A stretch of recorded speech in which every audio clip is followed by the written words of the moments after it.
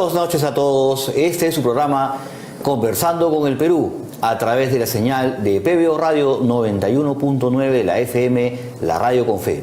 Este programa también se transmite a través de las redes sociales de la Coordinadora Republicana y del portal La Abeja. Ángel Delgado y Jorge Villena harán los comentarios políticos de la semana y conversaremos acerca de la actualidad con distintos invitados que nos visitan en estos programas. Muy buenas noches, Ángel. Muy buenas noches amigos. Como todos los sábados, efectivamente, una nueva edición de Conversando con el Perú. Y esta semana que ha transcurrido ha tenido un desenlace para muchos feliz, porque la verdad es que los 5 días anteriores, cuando se produjo la censura de la anterior presidenta del Congreso, había una posibilidad y bastantes rumores de que el Congreso podría eventualmente caer en manos del oficialismo. Sin embargo, eso no ha sucedido y eso tenemos que sentirnos todos aliviados por lo menos. Sin embargo, a la hora del análisis, estaba aquí leyendo distintas fuentes y la verdad que el tema no ha sido tan evidente. El triunfo que finalmente fue claro por parte del general Williams y que sin duda yo creo que reúne todas las condiciones y es de lejos la mejor opción, no ha sido tan sencillo como aparece en la superficie, sino ha habido una serie de contradicciones. En primer lugar, aunque parezca increíble, el bloque oficialista, que fue el que promovió la censura de Lady Camones, no logra articular una candidatura. La posición intransigente de Perú Libre de querer liderar ellos o nadie impidió, digamos, una solución de consenso que en todo caso hubiera tenido que tirar más hacia el centro, de la izquierda al centro, ¿no? Que era la propuesta más bien del bloque magisterial, que conjuntamente con Acción Popular propuso un candidato con estas características, que llegó a alcanzar creo que 41 o 42 votos. En fin, esto es importante decirlo porque ello facilita el acceso de finalmente el general Williams, el cual, por cierto, también hay que decirlo con todas sus letras, ha tenido una posición comedida y una posición bastante sobria en el manejo del Congreso. O sea, no se ha portado con la estridencia de otros, inclusive colegas militares, y ha sido siempre comedido. Por ejemplo, cuando hubo que votar por Lady Camones, la bancada de Avanza País se rompe. Hay un grupo que promueve la candidatura conjuntamente con Renovación Popular de Gladys Echaíz. Tú recordarás que tuvo 16 votos a lo sumo. Y él y otros más de Avanza País votan por Lady Camones, eso es importante decirlo. Y luego él es uno de los que se opone y vota en contra de la censura. Días antes de eso, ¿no? Inclusive el mismo día de la asunción al mando, como presidente del Congreso, tuvo un gesto muy gentil, muy correcto hacia ella. Entonces, ha sido también una persona que no generaba, digamos, la polarización que podría generar otro. Estoy pensando en Quiabra, estoy pensando en la propia Gladys Echaíz, que se anunciaron como posibles recambios a Lady. O sea, es una de las pocas figuras, digamos, que logra consensos en un escenario tan polarizado, ¿no? Sí, bueno, un consenso, digamos, en el bloque democrático, claro, ¿no? Inclusive, mira tú, parece ser que los del lado radical del Congreso, esta es una especulación que hace el semanario de Hildebrand, dice que prefiere tener a Castillo en una situación de precariedad que darle al Castillo, digamos, una base parlamentaria con un parlamento seguro, digamos, con un candidato afín a ellos, que le daría más juego a Castillo, ¿no? Entonces, será cierto, ¿no? La interpretación un poco audaz, pero ellos dicen de que es mejor tener a Castillo en vilo, ahí al borde del abismo, porque de esa manera sus 16 votos y su actuación resulta definitiva. Puede ser cierto o no, la verdad es que el bloque, digamos, oficialista, que estuvo detrás de esta campaña, que inclusive tú recordarás el domingo en la noche, cuando todo el mundo está descansando y ellos también viendo los programas, se presentaron como Consejo de Ministros en bloque, de modo oficial, a solicitar que se produzca. Inclusive la petición era que caiga toda la mesa directiva. Así es. Porque si hay un gobierno en la sombra, había un parlamento en la sombra. Fue el argumento que esbozó Torres y toda su comparsa. Eso revela pues que ahí hay contradicciones y hace pues que que la coyuntura política no sea blanco-negro, ni sea simple, sino esté matizada con muchos elementos complejos que a veces uno o la gente no termina de entender. Sí, el hecho concreto es que luego de un episodio de zozobra por la presencia de 6 listas. 6 listas, sí. ¿No? Lo cual refleja la incapacidad del Congreso de llegar a consensos, ¿no? Ha producido de alguna manera un final feliz, ¿no? Muchos temían de repente que hubiera terminado esto en manos de la oposición, del gobierno, de las bancadas llegadas al gobierno, los niños, en fin, toda una serie de personajes que están ahí.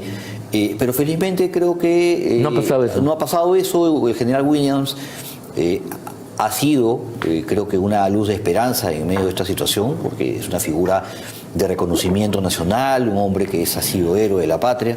Claro. Y es una persona que tiene mucho, además, mucha don de gente. Es una persona que no viene del mundo de la política tradicional.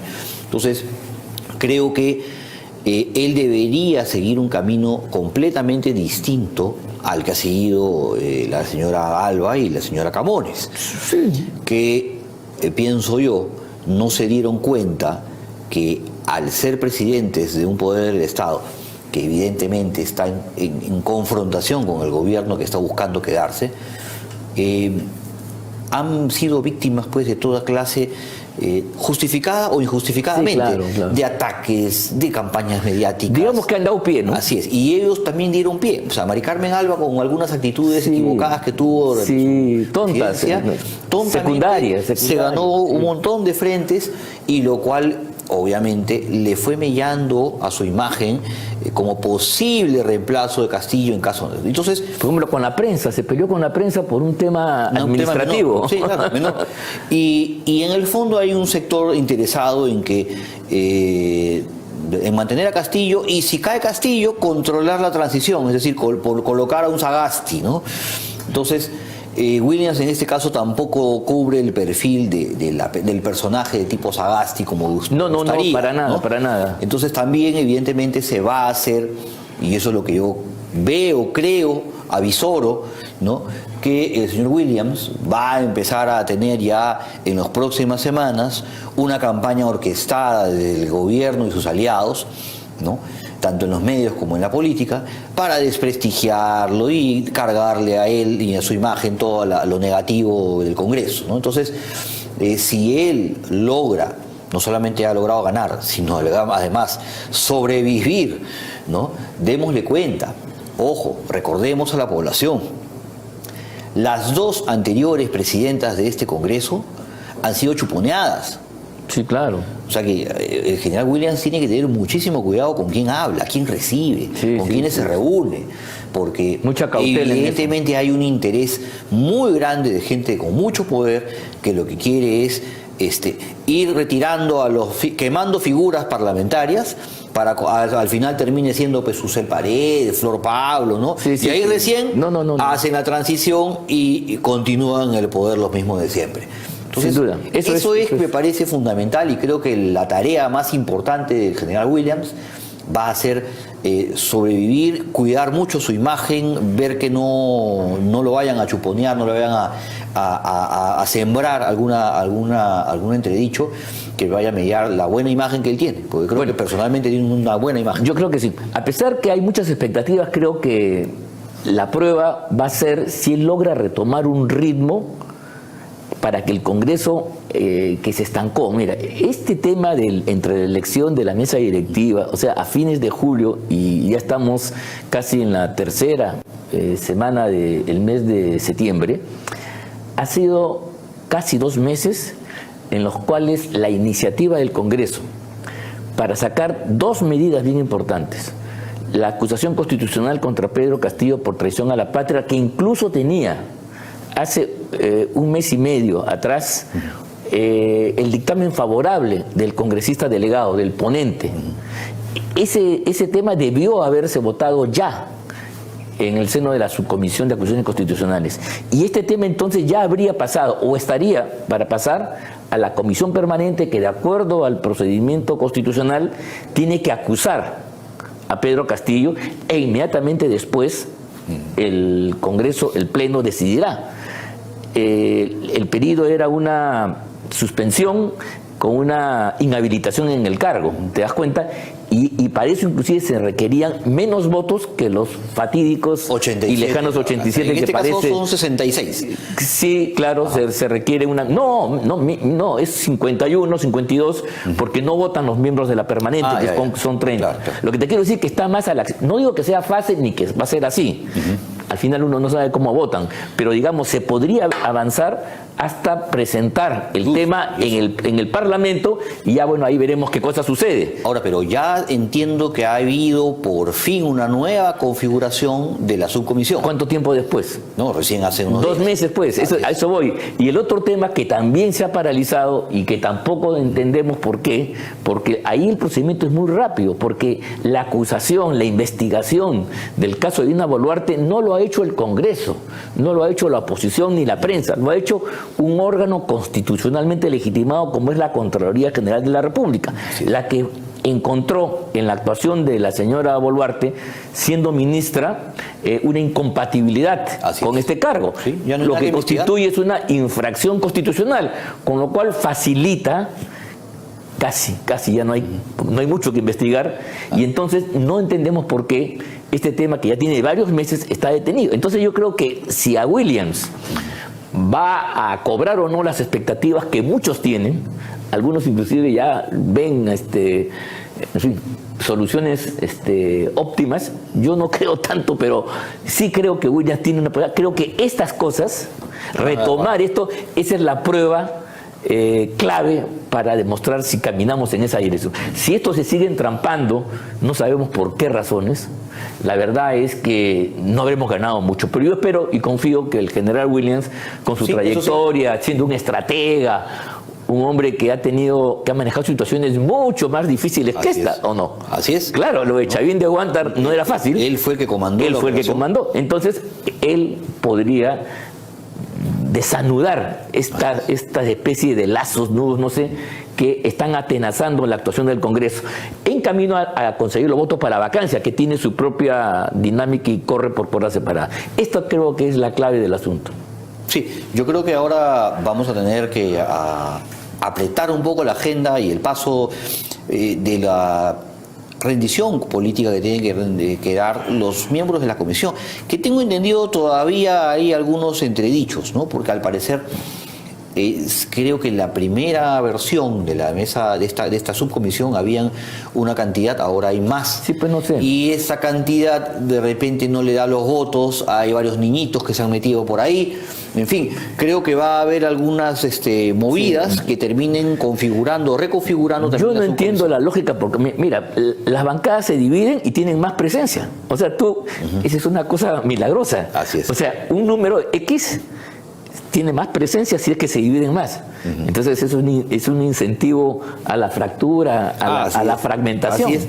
Y yo creo que Y eso me parece terrible, eso me parece terrible. Yo creo que el cálculo debe continuarse en función a cómo fueron elegidos. A cómo fueron elegidos, yo creo que eso es fundamental. Entonces, lo otro es un truco. Claro, entonces mañana el fujimorismo podría agarrar, dividirse en 4. Sí, pues tiene 25 congresistas, arma 5 bancadas de 5 y ya tiene más comisiones. Así es, ¿te das cuenta tú? Eso es es un fraude. Exactamente, ¿no? Entonces, porque al final todos sabemos que esas 3, por más que sean 4, 5, 6 bancadas, todos representan lo mismo, ¿no? Una pregunta, ¿qué te pareció esta reunión de Castillo con Williams, justamente? Bueno, que es el debut. Creo que lo adecuado era que el presidente vaya a saludar a Williams, ¿no? Porque en un momento digo, ven acá a saludarme, no, ven acá para que te salude. No, pues si el que ha ganado la elección es Williams, ¿no? Han hecho muy bien en responderle, decirle, si tú me quieres saludar, ven acá, papacito, y siéntate. Sí, esa parte él va ganado Williams. Sí. Eso me parece que ha sido lo correcto, porque además uno va a presentarle respeto a la persona que ha ganado. Bueno, está bien. Entonces el gesto correcto es así, y en buena hora que lo hayan puesto a derecho. Lo otro ha sido, creo yo, un pulseo, porque tengo entendido que si bien es cierto, Williams tiene unas maneras muy corteses de conducirse, es un congresista muy, muy respetuoso, no es un hombre que tiene palabras altisonantes, no tiene un carácter confrontacional. Sí ha habido, de parte de la mesa directiva, quienes acompañan a Williams, reclamos y posiciones, digamos, duras frente a Castillo. Porque al parecer Castillo tiene una intención, una idea de que el Congreso, ¿no? Lo dicen sus ministros, ¿no? Sí. Son pues golpistas, hay una cuestión. Lo dice a cada rato. Y sin embargo, los congresistas de la mesa directiva de Williams han hecho notar al presidente Castillo que los problemas que tiene este gobierno se deben en principio a temas de corrupción graves que están siendo investigados por la Fiscalía. En segundo lugar, al nombramiento de personas cuestionadas, ¿no? Sí. en los altos cargos del Estado, de ministros y directores, ¿no? Y funcionarios de alto nivel que tienen pues un pésimo desempeño. Y eso se refleja en que hay una gran cantidad de leyes que el Congreso ha dado en el último año que no tienen reglamentación, incluso leyes que fueron ya dictaminadas y promulgadas el año anterior. Ese es un absurdo. Los ministerios no han sacado los reglamentos. Mira, ese es un absurdo. Paréntesis que vale la pena. La verdad, el principio constitucional es que la ley entre en vigor al día siguiente de su publicación. Así es. O sea, la reglamentación no es una condición sine qua non para que la ley entre en vigor. Sin embargo, en los últimos años, y yo alguna vez he tenido que enfrentarme con estas posiciones, pero yo no sé por qué el Congreso no zanja este tema, que es un tema objetivo. Los burócratas de los ministerios, cuando hay una ley que no le gusta al gobierno, a los gobiernos, a los ministerios, la dilatan en materia de reglamentación y entonces no aplican. La ley no entra en vigor de verdad. Y ha pasado así años. O sea, yo he visto con leyes que tienen que ver con los temas de los derechos del consumidor que se han demorado tiempo y no ha sido posible voltearle la mano a los burócratas que tienen que elaborar el reglamento. Yo creo que esto es un error de concepto, porque repito, la ley, la norma, se aplica de inmediato, salvo que diga lo contrario. ¿Te das cuenta? Y en segundo lugar, si es que es necesario que haya un reglamento, yo creo que la norma debe incluir un precepto donde se establezca un plazo razonable y una sanción para el ministro del ramo. El ministro que, digamos, los funcionarios de un ministerio que en el plazo razonable no reglamentan la ley para que ésta entre en vigor, porque la ley es la voluntad nacional expresada a través del Parlamento, es la voluntad soberana que el Parlamento recoge, es la última palabra sobre los grandes temas. Si eso no se hace, una responsabilidad política que implique la censura del ministro en este caso. Yo creo que de lo contrario se ha generado una especie de veto no escrito, inconstitucional, que es donde los burócratas se niegan o la hacen larga para reglamentar la ley. ¿No? O sea, la reglamentación de la ley, por ejemplo, para la atención al cáncer, ¿no? Ha sido una tortura, ha pasado por los más largos procedimientos. Creo que este tipo de normas que son positivas para la sociedad no han avanzado, producto precisamente de eso que decían, que la mala decisión al nombrar funcionarios incapaces, sin ningún tipo de... No, pero es más que incapacidad. No usar la palabra, pero eso es una picardía. Bueno. El equivalente, ¿no? Eso es una maniobra. Así es. O sea, mira, tú sacas una ley que obligas a algo que yo no quiero, entonces yo no lo reglamento y no se aplica. Así es. O sea, estoy zurrando en el Parlamento, le estoy sacando la vuelta a la representación nacional, por Dios. Claro, es una viveza con B. Total, sí. Entonces, creo que la situación que hoy día le han expresado al presidente, digamos, parte de la directiva de la mesa de Williams, es que los grandes responsables y el gran responsable de la crisis nacional es el mismo presidente Castillo, ¿no? Sí. Entonces, culpabilizar al Congreso por debatir temas de salidas constitucionales, porque en ningún momento se ha hablado de otras salidas que no sean las que están señaladas en la Constitución, no lo convierte pues en golpista. Pero bueno, es parte de la retórica política y de los códigos en los cuales se manejan ellos, y que creo bueno que han aprovechado, que se han tenido frente a frente para poder un poco decirlos con franqueza. Y creo que el escenario, ¿no? Sí. Mira, ojo Ángel, yo veo que nuestro país ha tenido, en los últimos años, ha quemado casi todos los puentes.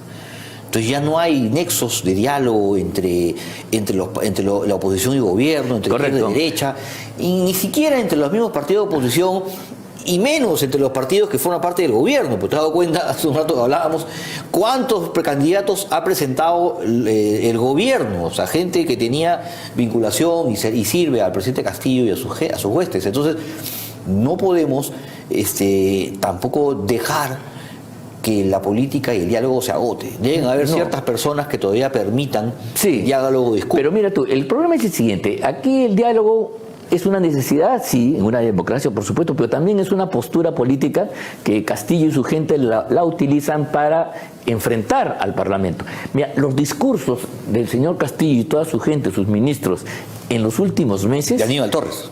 Con Aníbal Torres especialmente, tienen la siguiente característica. Hay un guión, un libreto. La primera parte denostan contra el Parlamento, golpistas miserables, objetivo victimizar a Pedro Castillo. O sea, el ataque al Parlamento de golpistas es feroz. Pero en la parte final del discurso, ¿no? Baja el tono y sacan una hoja de laurel y tienden la mano para ponernos de acuerdo. Olvidémonos de la confrontación y tal cosa. Y eso lo repiten permanentemente. Ahora bien, para el gran número de gente, no para nosotros que estamos metidos en la vida política, la sensación de estabilidad, tregua, paz, es un valor fundamental que vale en sí, aunque no saben cómo se llega. Mira, esto es importante lo que estoy diciendo. Hay treguas complicadas, hay paz de cementerios, en fin, pero para la gente sí. Y entonces este discurso de Castillo y su gente que repiten sistemáticamente y llega a través de todos los medios de comunicación, creo yo que es potente porque en alguna manera trata de convencer a ese sector de la población de que la intransigencia y los problemas que tiene la gente que está sufriendo la crisis económica, la intemperie en general, es por la intransigencia de la oposición democrática que no lo deja trabajar a Castillo. En fin, estos caballeros no tienen la habilidad que tenía Montesinos y compañía. No, y pero la estrategia de Vizcarra. Ese es el mensaje, claro, ese es el mensaje permanente. Y entonces es muy importante, por ejemplo, que el general Williams sepa también responder con habilidad, porque esta es parte de una guerra mediática, es la guerra de las imágenes. La política no solamente es la fuerza, sobre todo cuando las fuerzas están empatadas, no hay los votos suficientes. Entonces el ganar audiencias, el ganar respaldo social, lo que se conoce con el nombre de legitimidad es fundamental. ¿Te das cuenta? Entonces finalmente, ¿quién gana una guerra? El que logra acumular a su favor un mayor número de adhesiones y aísla al otro. Entonces en esta pelea, por ejemplo, el general tiene una tarea de hierro, que es un poco rescatar el aislamiento que tiene el Congreso de la República. Me decían ayer que está en 8%. Yo lo explico por lo siguiente, porque la gente que está contra Castillo, que está por orden del 20 y tantos %, está en contra del Congreso. Y el bloque que está en contra de Castillo está insatisfecho con el Congreso por otras razones. Claro, no porque el Congreso, digamos, no resuelve el problema. Así es. Entonces, claro, eso hace que la estadística sea engañosa, pero también es verdad que tiene que haber un esfuerzo de Williams de remontar y readquirir una relegitimación del Congreso en el ánimo de la gente. Eso pasa por él. Eso pasa por él. Porque creo que en realidad medir la popularidad de 130 personas de una sola persona, como el caso de Castillo. Y ahí pues sumas odios, recores, simpatías y identidades. Entonces creo que no es estadísticamente, digamos, viable comparar ambas cosas, pero entiendo perfectamente que esta retórica política evidentemente necesita que el Congreso recupere el terreno perdido. Y creo que, por un lado, la imagen de Williams, que es muy potente, ¿no? Sí, podría ser ahí la diferencia, ¿no? Moderado, prudente. Y por otro lado, la agenda política del Congreso, que realmente retome los temas importantes del país, que acelere a estas cosas que tú mencionabas, que estaban ahí pendientes de resolver y que por entrampamientos, por triquiñuelas que ha hecho sobre todo el bloque serronista, Caviar, Verónica, sus operadores, Sigrid, sus celos morados, han intentado entorpecer y dilatar todas estas investigaciones contra Pedro Castillo y Dina Boluarte. Mira, yo estoy completamente seguro que en el momento que suspendan a Pedro Castillo por 30 días, 60 días, 90 días, no sé cuánto, ¿ya? En ese momento la Fiscalía pide orden de detención. Sí, pues claro. O sea, porque la única manera que Pedro Castillo no está preso o está prófugo es precisamente por la protección constitucional que tiene. O sea, es gracias a la Constitución que él quiere cambiar, ¿no? El día de ayer han estado en la Fiscalía, en el Palacio de Gobierno 14 horas. Se está pasando toda la noche viendo videos. Mira, vamos a seguir conversando estos temas ya en la vuelta. Hay que hacer el corte de rigor. Vamos a conversar esto con Rosa Bartra, que es nuestra invitada. Rosa Bartra. Entonces, hasta unos instantes, estimados amigos. Volvemos pronto con su programa Conversando con el Perú.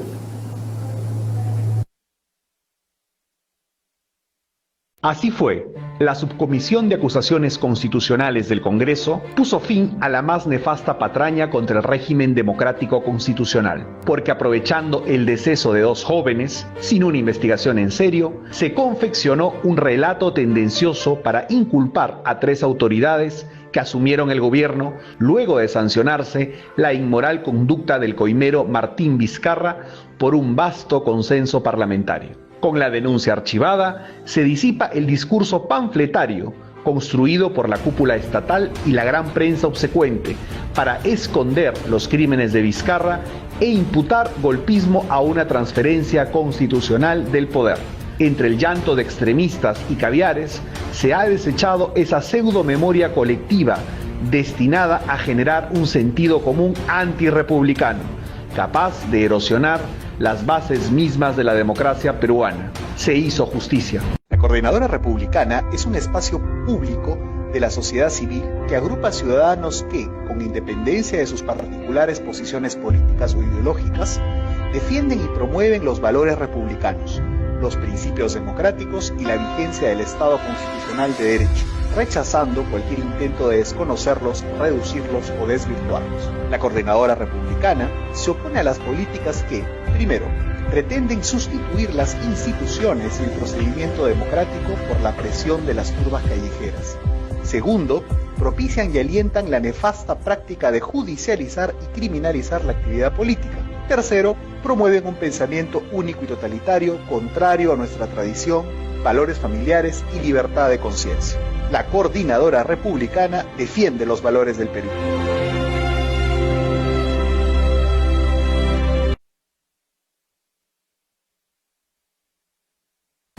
Muy buenas noches, continuamos con su programa Conversando con el Perú a través de la señal de PBO Radio 91.9 de la FM, la Radio con Fe. Recuerden que este programa se transmite también por las redes sociales de la Coordinadora Republicana y la plataforma de La Abeja. Aquí estamos junto a Ángel Delgado. Esta noche tenemos como invitada especial a la doctora Rosa Bartra. Buenas noches. Buenas noches. Bienvenida a nuestro programa. Y que con tu experiencia lo que queríamos es preguntar 2 cosas básicamente. En principio, ¿qué le aconsejarías al general Williams para conducir, digamos, su gestión como presidente del Congreso, ya que ese ha sido el gran tema de hoy? Y en segundo lugar, ¿qué hacer para mejorar la imagen de un parlamento tan evaluado históricamente, ¿no? Y déjeme un rato, quiero para que responda Rosa, decir lo siguiente. Se ha generado una expectativa muy importante en un sector de la población, en el lado democrático, sobre el rol que puede cumplir Williams.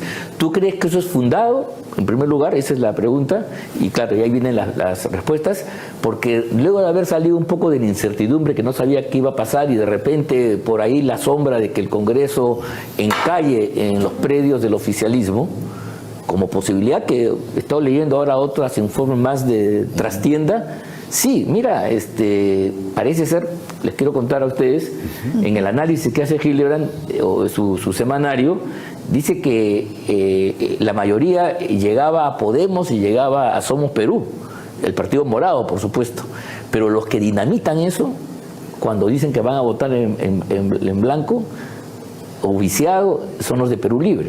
¿Te das cuenta? Y el argumento que dice es, eso lo quieren hacer porque no quieren darle al Castillo un sustento más cómodo y prefieren que Castillo esté pues en el vilo, en la precariedad, en el borde de la navaja para que dependa de ellos. Así es. Exacto. Bueno, pero la pregunta es ¿cuáles son las expectativas que efectivamente puede generar Williams más allá del sentimiento? Hay capacidad, puede remontar, puede recuperar, por ejemplo, el aislamiento que tiene el Congreso en la opinión pública, el bajo porcentaje, para poder cumplir su cometido. Claro, ¿no? son muchas preguntas, ¿no? Bueno, sí. Es en realidad un abanico muy amplio. Y yo empezaría por tu pregunta, Ángel, en la que dices, ¿puede el general Williams, como presidente del Congreso, responder a la expectativa ciudadana? Por desgracia, yo diría que no.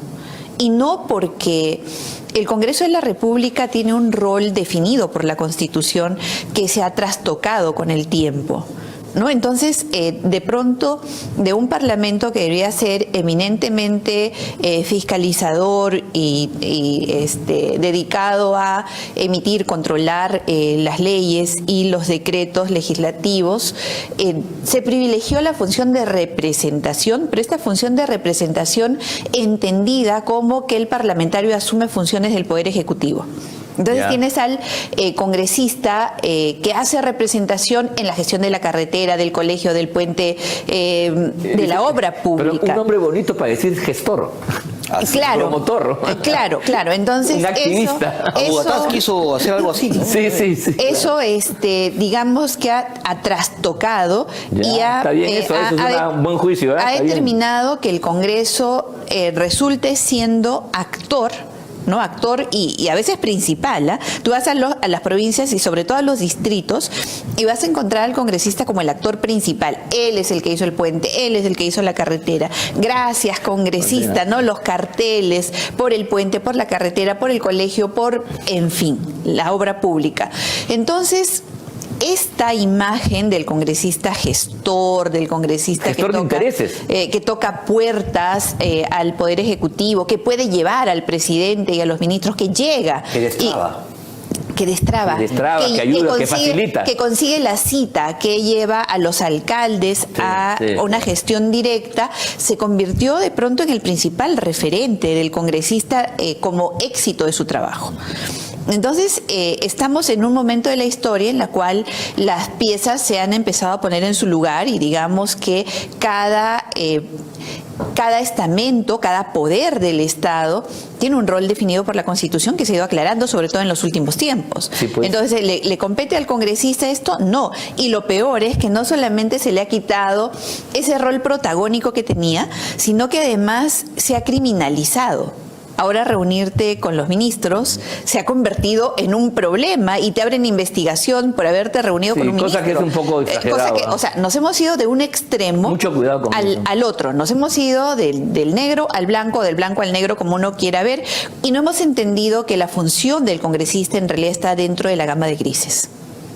Ni está mal que se reúna, ni es su función hacerlo. Entonces es verdad que frente a un inconveniente que tiene la autoridad de la región a la cual representas, tú puedas viabilizar la solución de sus problemas, pero no eres el autor. Así es. ¿No? Entonces, en ese contexto en el que la población no termina de entender bien cuál es el rol del congresista, que responda Williams a la expectativa es prácticamente imposible, porque ni siquiera se puede saber bien cuál es la expectativa de la mayoría del pueblo ahora. No se puede conocer. Vamos a tratar de deshojar esa también flor extensa en número de pétalos, que es la expectativa ciudadana. ¿Qué es lo que quiere el pueblo? Probablemente, sobre todo los que nos escuchan y nos ven ahora a través de PBO, dirán pues que la expectativa principal es la vacancia. Sí. Entonces, si vas a la expectativa principal que tiene un sector de la población, que es la vacancia, no, porque no hay los votos y todos lo reconocen. Todos, o sea, en el Parlamento no hay quien no reconozca hidalgamente que no hay 87 votos para realmente cumplir con la expectativa ciudadana de la vacancia. Hay una frustración de la gente hacia el Parlamento. Una primera, que es la primera que me gustaría mencionar, porque estamos en un medio que mayoritariamente siente que esa podría ser la salida. Entonces, ahora, No se puede, una primera frustración, y que me hace decir por eso no puede cumplir. Segundo, entonces, los congresistas pueden recuperar imagen a través de la llegada a sus regiones y cumplir con sus ofertas electorales de la pista, el mercado, la carretera, el colegio, volvemos a lo anterior, o el hospital ahora, ¿no? No, porque encima ahora esa función está criminalizada. Esa función ahora está muy mal vista, hay una pésima relación entre el Ejecutivo y el Legislativo para lograr la colaboración entre poderes, que no es la función, que no es la función principal, o que lo pueden hacer, lo han hecho que también, pueden viabilizar, no está prohibido, no es su función, pero tampoco está prohibido que lo hagan, pero en este momento está pésimamente visto. Es más, te sacan tu relación.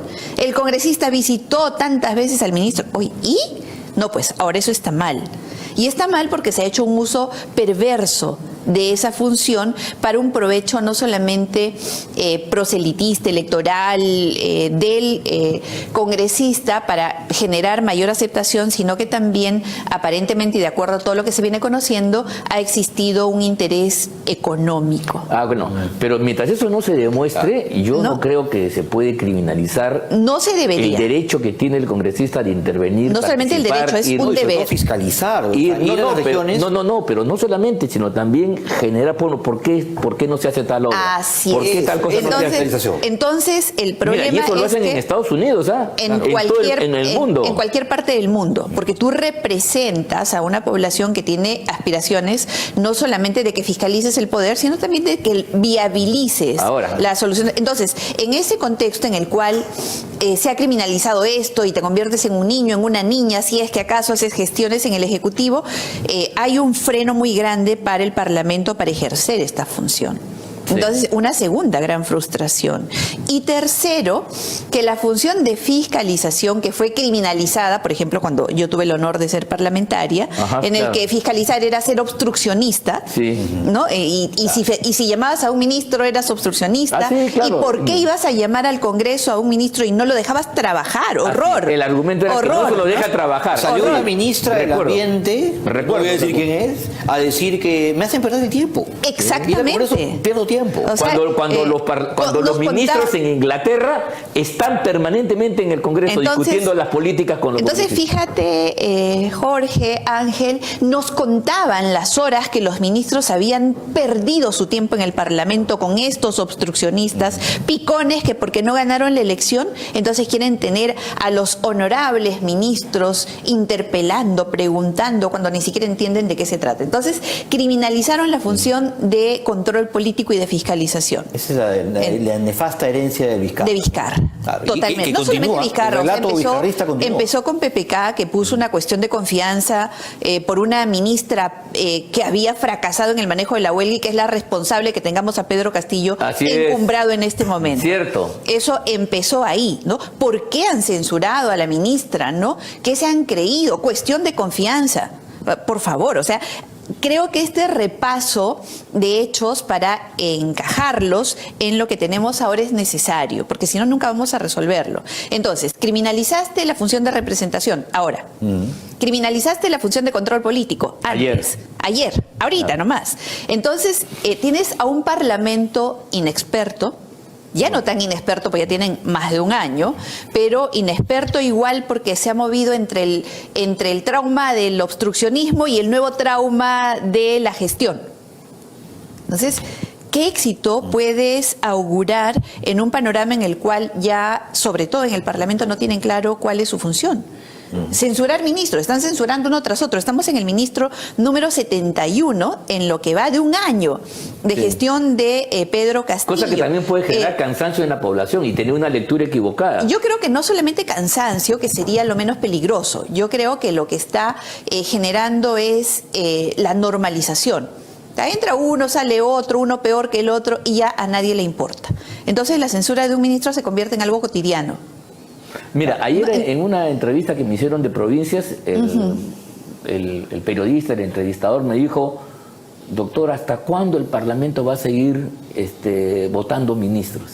Te le tuve que explicar, te das cuenta, pero mira el tipo de pregunta que hacen gente que está en Pucallpa, que está en Puno, en radios lejanas, ¿no? El sentimiento en el interior del país ya es de solidaridad con el abusado presidente Castillo. Eso es algo que yo también lo siento. ¿Lo sientes tú también? Lo Sí. siento. Mira, Profundamente, entonces... ¿no? Profundamente. O sea, ha ido migrando de la indiferencia de un gran sector que ahora se ha puesto de lado del gobierno porque sienten que está frente a un parlamento abusivo. Y paso al otro extremo de la historia que debemos tener en cuenta para decir si el general Williams va a tener éxito o no, y que es el del otro poder del Estado, el Poder Judicial y por supuesto el organismo autónomo de la Fiscalía.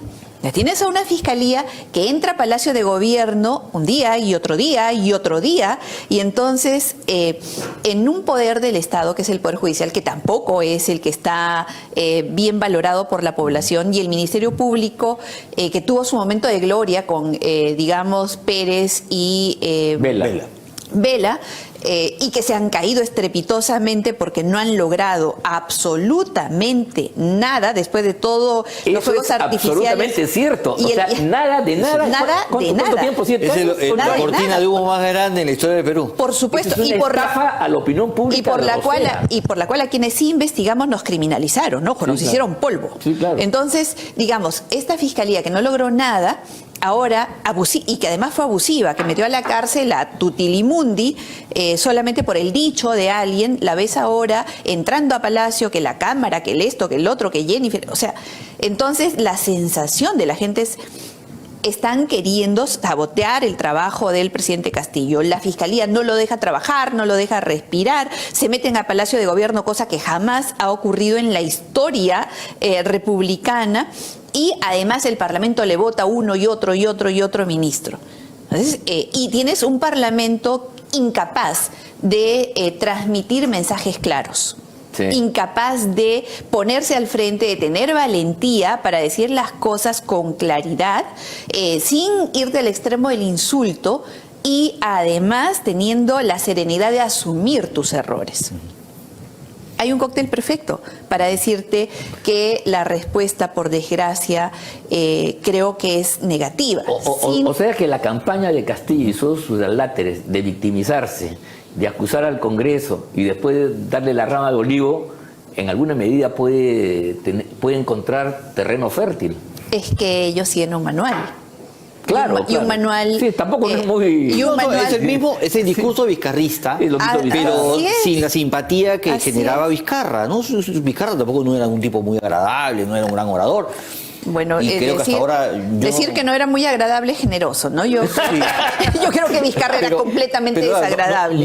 No era un tipo como este que tiene unas profundas y evidentes limitaciones, ¿no? Para poder articular ideas y palabras. Claro, digamos que Vizcarra tenía experiencia política, había sido gobernador, candidato varias veces, había estado en los gremios, ¿no? Él ha estado en el Colegio de Ingenieros de Moquegua, entonces digamos que era un hombre con bastante más experiencia que Pedro Castillo, que ha llegado pues en temas políticos y de gestión sin saber leer ni escribir. Pero en términos de resultados, yo le pregunto a todos aquellos que defienden ardorosamente a Vizcarra, ¿no? Y le digo, mencióname las 3 obras más importantes de su gobierno. No, imposible, no hay nada. No hay nada, o sea, todo fue humo, fue jugar para la tribuna, colgarse de la acción de los fiscales, patear al Congreso. Ellos hicieron de la lucha contra la corrupción un absoluto, la politizaron, hicieron actos unilaterales y la gente se compró eso. Porque una verdadera lucha anticorrupción, como la lucha antiterrorista, no tiene bandera política, es del país entero, ¿sí o no? Porque hay corruptos en la izquierda y en la derecha, en el centro y en el medio, arriba y abajo. Entonces, cuando tú politizas y crees tú que eres el santo patrón como era Vizcarra y después se descubre que es un ladrón de marras, se decae toda esa arquitectura. El problema es que no se le ha caído, y hay gente que defiende ardorosamente a Vizcarra porque ese monstruo del fujiaprismo fue sacado a patadas del Congreso por él, ¿no? Entonces, ese es el mérito de Vizcarra. Ese es el mérito de Vizcarra, sí. El mérito, entre comillas. El golpe de Estado. El golpe de Estado. Es el mérito. Y el golpe de Estado que dio, y a propósito creo que es un buen día para comentarlo, porque la investigación que se seguía contra Odebrecht, Graña y los socios de este gran club corrupto, ya le tocó la puerta. O sea, se descubrió que Martín Vizcarra no solo había sido apoderado de Graña, sino que además su empresa había contratado con Odebrecht. Y cuando esta investigación avanza y se cita al hermano de Martín Vizcarra da un golpe de Estado. Yo creo que de eso no se habla mucho hoy, que ya se conoce que José Graña y Hernando Graña se han declarado culpables de corrupción en 16 proyectos y que además se han declarado culpables de haber ¿cómo se dice? De haber fingido, de haber simulado una participación en un proceso de licitación en más de 40 proyectos para favorecer a los otros miembros del Club de la Construcción. Es pertinente, creo, recordar por qué Martín Vizcarra cerró el Congreso. Él no lo cierra por obstruccionismo, no lo cierra porque no lo dejaran trabajar. Claro. No, él lo cierra porque el tema de la corrupción de Odebrecht le había tocado tan cerca y lo sintió tan cerca que no le quedó más alternativa que dar un golpe de Estado. Y esto hay que decirlo. Y hay que decirlo también porque hay proyectos de los cuales ya nadie habla, como por ejemplo el proyecto del gasoducto surperuano, el más caro de la historia de la República, que no ha llevado gas a ningún lado, por el cual todos seguimos pagando todos los años. En los recibos de luz. No solamente en los recibos de luz, en el mantenimiento, o sea, que sale del presupuesto nacional directamente y que realmente nos hace ver que los fiscales no hicieron nada, nos vendieron humo, no hay un solo responsable de nada y ese desprestigio del Ministerio Público favorece a Pedro Castillo en este momento que hay una fiscalía investigándolo. Mira, a ver, volvamos un poco a Castillo y entender cómo se va a desenvolver la coyuntura política en los próximos meses, los próximos años incluso. Vamos a suponer, ¿no?, de que, digamos, la gestión terrible, pésima de Castillo y su gente no haya tenido una connotación criminal como la que tiene. Imagínense que la Fiscalía y el Poder Judicial no estuvieran metidos sobre el gobierno como lo están ahora. Digo, porque esto no es necesariamente así. Esto ya son los errores. Porque mira, mientras Vizcarra, hemos hablado de su experiencia, también tenía una experiencia de cleptócrata cuando fue gobernador. Cuando estuvo gobernador, claro. Y Villanueva lo tenía también su socio, o sea, la tenía en San Martín. A ellos los perseguía su pasado, pero a Castillo lo persigue su presente. Por eso. Pero imaginémonos de que esos temas no estuvieran presentes. La posición del gobierno frente al Parlamento, mira tú, sería quizás completamente distinta, a pesar de los errores gravísimos en la gestión de Castillo. Lo que lo está ahorita, digamos, haciendo que el barco se le hunda son el peso de las denuncias e investigaciones fiscales que se están llevando a cabo. Sí, el peso de esas Pero investigaciones. imagínate si eso no fuera, si eso, digamos, o fuera secundario, fuera un asunto menor, no hubiera llegado a esta idea, esta hipótesis de que Castillo es el jefe de esta organización criminal. Imagínate si no tuviéramos esa premisa. Sí, ¿Cuál sería el horizonte? Mira, con un gobierno comunista, radical, con todo lo que eso significa. Y que tiene más aceptación ahora de la que tuvo cuando empezó. Y que uno puede decir increíble, o sea, ¿por qué? No sé cómo, yo no confío mucho en estas encuestas que han hecho los de la ONG, que era del gobierno de Vizcarra, ¿no? Y que siempre ha estado ahí lavando de la cara a Castillo. Tú notas que hay... Lo que pasa es que hay un sentimiento que es perceptible, Coco, que va más allá de las encuestas, porque de hecho yo creo que ninguna encuesta puede ser considerada orientadora. La de Ipsos ha dado un poquito más con el terreno, porque la del IEP que se hace por teléfono, yo no le tengo mayor valor, y lo inflaba a 29, 30%, 15 puntos subía en Lima, o sea, eso de ninguna manera, pues, ¿no? O sea, no, en serio. Ahí hay exageración, pero hay, yo creo que en el Perú que la cifra puede estar inflada, de hecho, ¿no? De hecho no está inflada, pero sí hay un sector importante, porque yo creo que el Perú no tiene un electorado, tiene varios electorados, ¿no? Y ese electorado de izquierda que se identifica no solamente en el discurso, sino también se identifica con la figura de Pedro Castillo, con su forma de ser, con su forma de hablar, se sienten parecidos a él y de alguna manera lo victimizan. Básicamente ese sector de izquierda lo sostiene todavía, cosa que no pasó con Toledo, por ejemplo, ¿no? Toledo llegó al gobierno y al poco tiempo, al año, creo que ya llegaba al dígito de aprobación, ¿no? Un poquito más, pero sí, tú cayó rápido en las encuestas. Porque también cometía errores, frivolidades, borracheras. Claro, en el tema pero de caso, no era izquierda-derecha, era otra, era su comportamiento. pero la gente de izquierda que tradicionalmente, pues así tú lo encuentres al hombre acometiendo un crimen aberrante, igual siguen saliendo a defenderlo, como el caso de Sigrid Bazán o Susel Paredes, que son, pues, han hecho de las banderas del moralismo, ¿no? Una carrera política. Ahora ellos dicen que todavía no hay elementos suficientes como para asegurar de que Castillo sea corrupto. Yo no sé qué más hay que probar, claro, ¿no? claro. Pero bueno, hay un segmento de la sociedad, un importante segmento de la sociedad que es de izquierda, que tiene esas convicciones y que no lo suelta porque, a diferencia de Toledo, sí mantiene su identidad y su labor política, su propósito diario es dirigirse a ese segmento de la sociedad. Que lo único que lo une a todas las facciones de la izquierda es la bendita Asamblea Constituyente, que para refundar el país y cambiar toda la sociedad. Ese es el tema. Entonces creo que Castillo ahorita gobierna para ese segmento, para ese pedazo de todavía respaldo popular que le queda. Y por eso está manteniendo el mismo discurso, el mismo esquema del vizcarrismo, ¿no? Para poder sostenerse en el poder. Lo que pasa es que hay una fórmula que ha funcionado para todos los que han tenido perfil autoritario.